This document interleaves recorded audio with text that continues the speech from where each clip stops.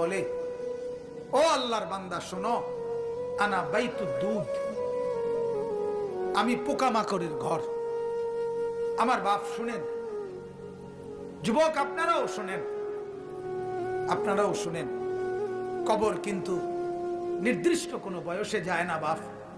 প্রতিদিন কোলের বাচ্চাও কবরে যায়, 90 বছরের বুড়োও কবরে যায়, 16 বছরের 20 বছরের তাগড়া জওয়ানও কবরে যায়। কবরস্থানে সব ধরনের লাশ আছে।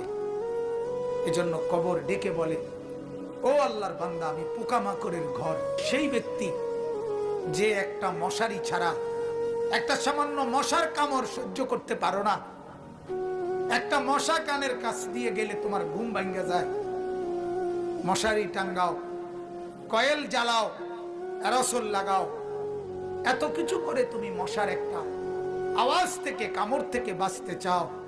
হায় আল্লাহর বান্দা, তো বছরের পর বছর, শত শত বছর কবরের মধ্যে এই পোকামাকড়ের ঘরে কেমনে থাকবে?